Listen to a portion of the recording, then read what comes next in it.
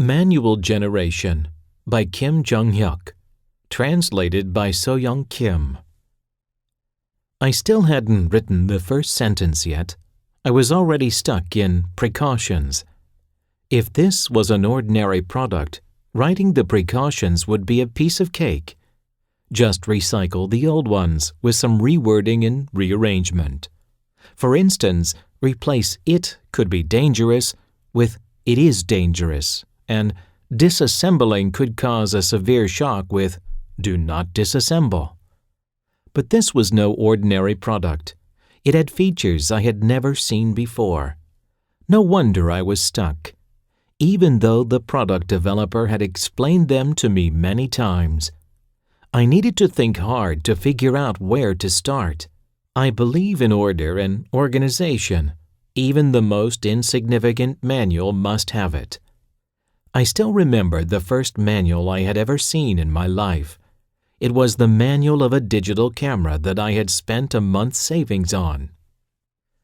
When I opened the package that came in the mail, it wasn't my new digital camera that overwhelmed me. It was my new digital camera's 300-page manual. I hadn't even considered taking my camera out of the box when I picked up its manual, and I went on to read it all night as if my camera would break if I started using it without reading the manual first. I carefully read and reread precautions, parts and components, getting ready to take pictures, basic features, advanced features, tips on taking nice pictures, appendices, and specifications. My digital camera's manual touched me.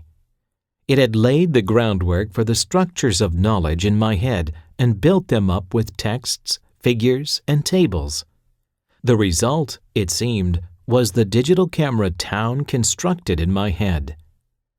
The manual struck me as a fascinating piece of architecture. By the time I finished reading it, I had a pretty good idea about what a digital camera was. That's when I began collecting manuals. They gave me the feeling of actually using products that I didn't have. I downloaded free PDF manuals from the web and scrounged free copies of all sorts of manuals from the sales clerks at electronics stores.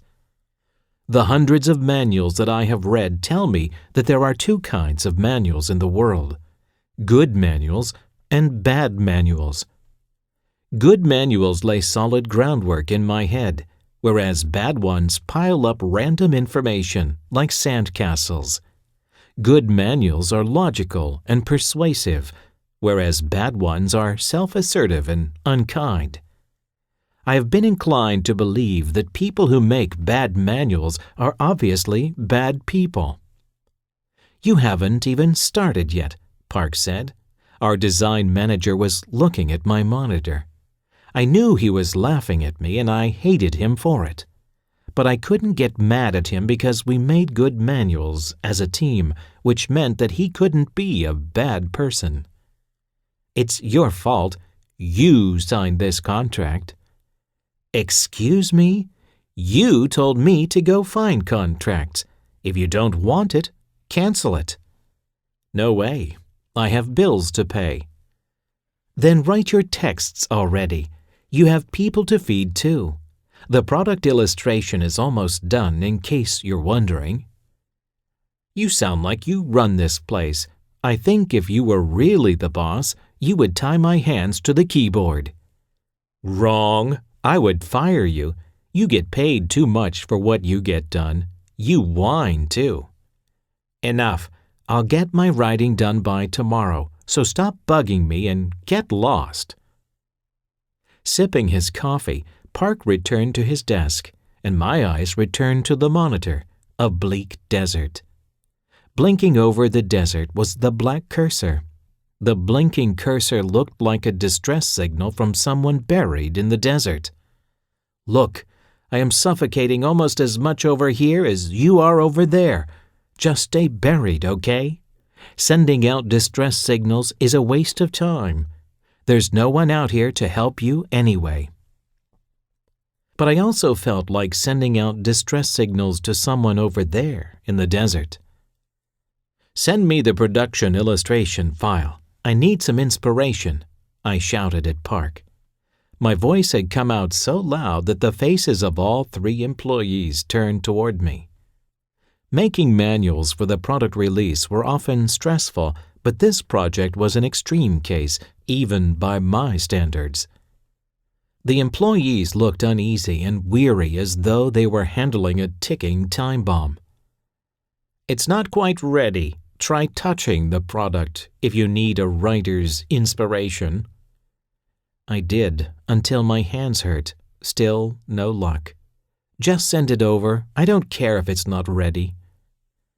Judging by the volume of my voice, one might think that I was talking in an auditorium.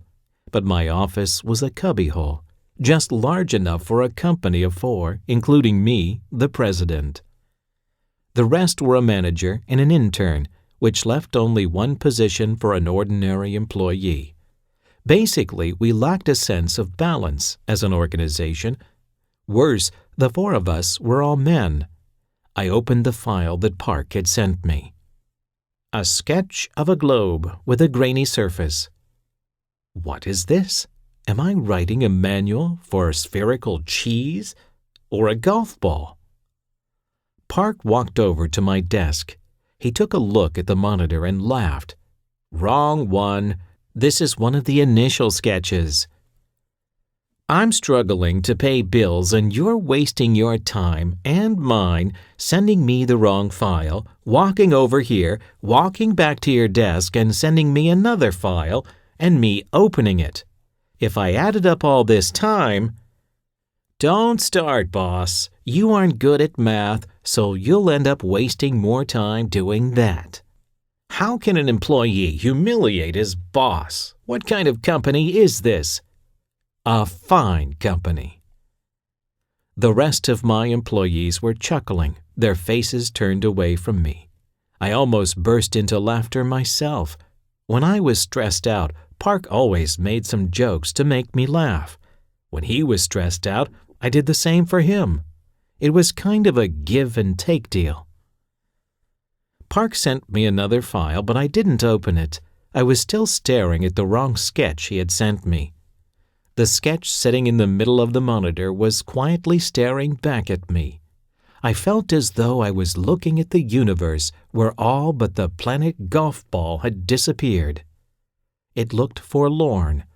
I felt suspense in the space, as if a golf club was going to appear out of nowhere and smash the planet golf ball out of the universe. With the last planet golf ball gone, the universe would be empty, and the solemn voice of God would be heard. "Nice shot." "What's the name of this product again, Park?" "The Global Player." "That's a lousy name." "Tell that to the client's publicist when she gets here. She'll be here in half an hour." "What? Why? I've never asked her." "Relax. She's coming to check out the illustration. She'd be disappointed, though, if she learned that you haven't even started the texts yet." "Tell her you think the product has a lousy name. It could buy you some time. I think it'll take them at least a month to come up with another name. Or they could also fire us and hire another firm. Then you'd be stuck with your lousy bills to pay." "Be quiet, all of you. Can't you see that I've started writing?" The office grew quiet. Everyone was hard at work except for me and Park. I put on my headphones and set to work. With the half-an-hour deadline approaching, I felt ready to write anything. I was surrounded by a stack of developers' handbooks to my left, Park's new illustration file open in the monitor, and the product to be released under the lousy name Global Player to my right. I was all set. I began to write the first sentence. The precautions when using the Global Player are identical to the ones when using the Earth. Treat the Global Player as the Earth. First, do not disassemble.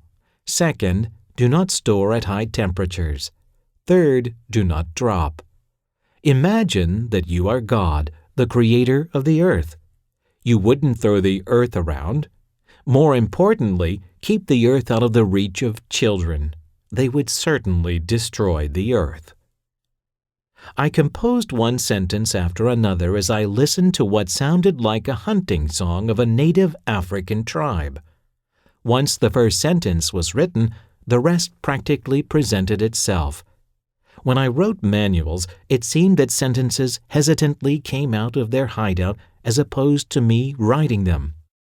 I was almost convinced that writing manuals was excavation rather than creation. All I had to do was dust the sentences. I felt like an archaeologist. In 20 minutes, precautions were done. I read the first sentence to Park. He said, "Not bad." According to Park's conversational dictionary, not bad meant good. Emboldened by Park's compliment, I rushed through parts and components and basic features. They were easy sections to write anyway as long as I had the developer's handbooks handy, which helped me paraphrase and translate. As I started writing the advanced features section, the office door opened and a woman in a black two-piece suit entered. The moment I saw her in black, the passionate Greek singer's sad ballad song that I was listening to almost turned into a funeral dirge. Her tall and robust body added to the solemn mood. When I took off my headphones, I heard her voice, which was shrill for a body her size. She was talking with Park without so much as casting me a look. I pretended to mind my own business when Park introduced us. She handed me her business